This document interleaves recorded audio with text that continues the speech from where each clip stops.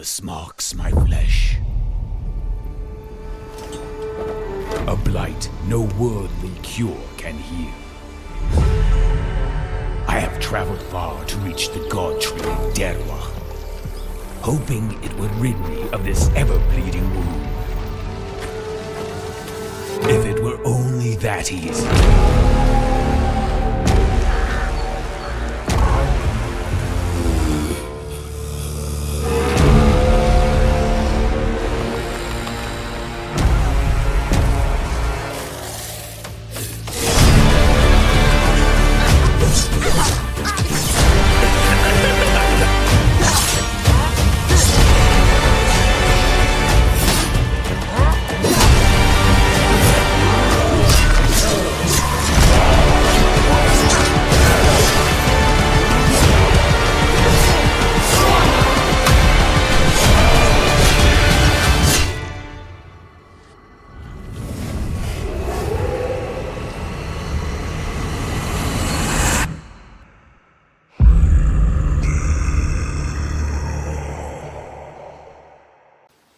Welcome to the Kromlech Deep Dive.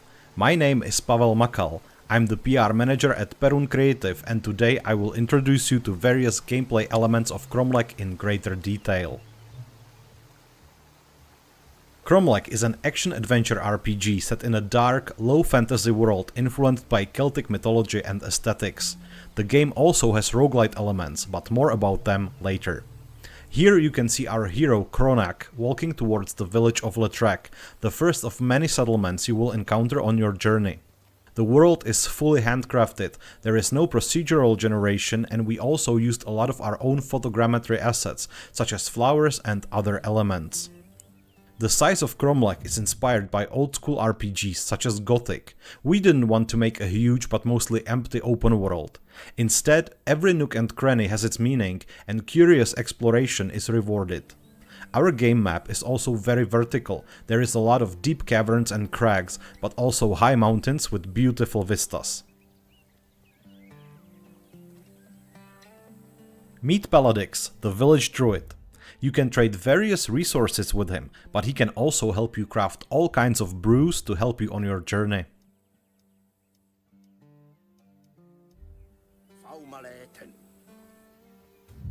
Now, let's take a look at our gear system. This is just a small taste of many armor pieces you will be able to acquire during the game. You can mix and match to your heart's content, and every piece of equipment can also be upgraded with special inscriptions.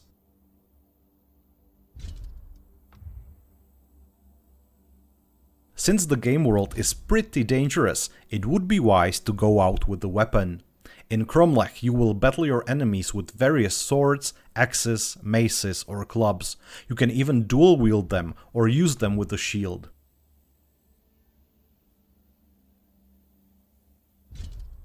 Okay, now our hero looks like something straight out of a horror movie. Let's put on something more fitting for a Celtic warrior and head out of the village. Even though Kromlech is a fantasy game at its heart, the environment, houses and civilian clothes were researched and consulted with historians to portray life in Celtic settlements in Central Europe some 600 years before Christ. Now, let's talk a bit about our combat system. Cronach enters a small camp inhabited by a group of basic enemies we call bandit scum. As you can see, they don't have any meaningful armor and they can be disposed of pretty easily using just simple fast attacks called small strikes. Good riddance.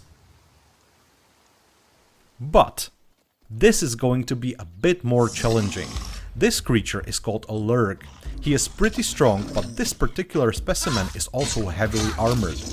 As you can see, small strikes don't cause any damage aside from filling his stagger bar and also your so-called heat bar. This is the moment our very own combat system comes into place. We call it RTL, short for right, torso, left. You see, the heavy attacks or big strikes can be aimed in the desired direction, so you can hit enemies' weak points or attempt to destroy a piece of armor and make a new weak point. Armor placement on enemies is randomized, so you need to observe them and choose the best approach. Keep in mind that if you destroy a piece of armor on an enemy, you won't be able to loot it later. One of the cool features of our combat system is that some enemy attacks are based on their equipped armor. For example, if the Lurg has a pauldron, he might perform a very nasty shoulder charge. So even if you found a weak spot already, it might be a good idea to destroy his pauldron so he loses that ability. After sustaining a lot of damage, the Lurg starts to be more defensive, but don't worry, you can still break his guard and take him out. Combat in Kromlech is tactical, challenging, and ultimately rewarding.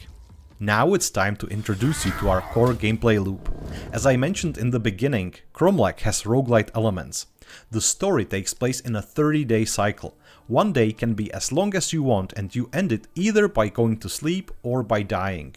Resting is important as it replenishes your endurance meter. You use endurance for healing, fast traveling, and some smaller activities such as opening chests without lockpicks. When your endurance drops, you get debuffs, pushing you to start another day. But beware, time is your most precious resource, as new day might bring a brand new challenge. Introducing our crisis system, the crucial part of Kromlech experience. Each couple of days, a new crisis might emerge in the world. Crisis is a major event that can shape the future of the realm. In this particular scenario, a band of exiles come into the area and they start causing trouble. You have 3 days to solve this crisis, and if you don't, there is going to be consequences, as you can see on the right side of this screen.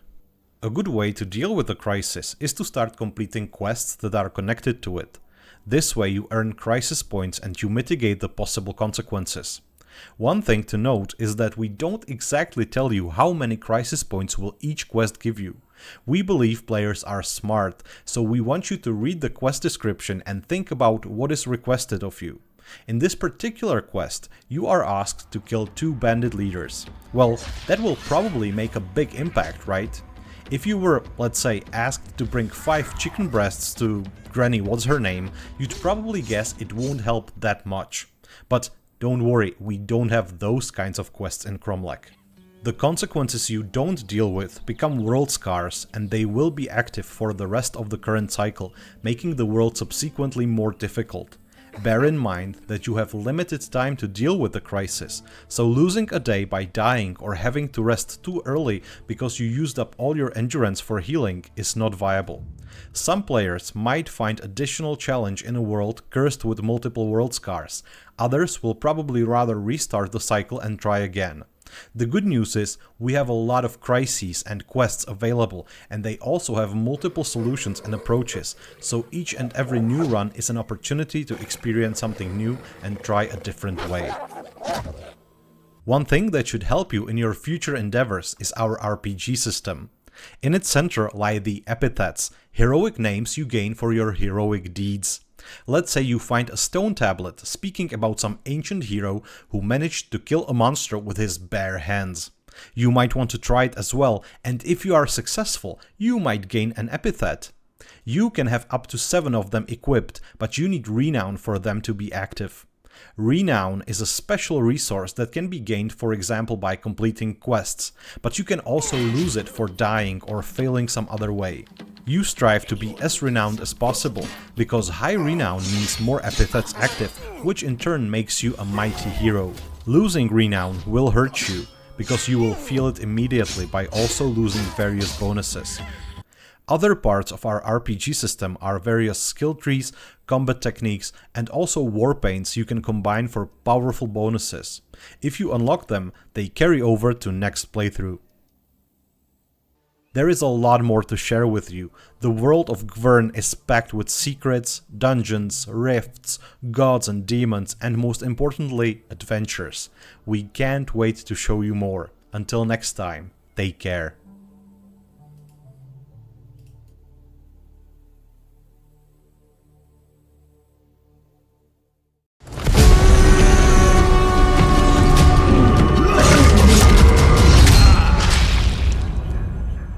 Cronach had no habit of giving up easily, and he was not about to start just yet.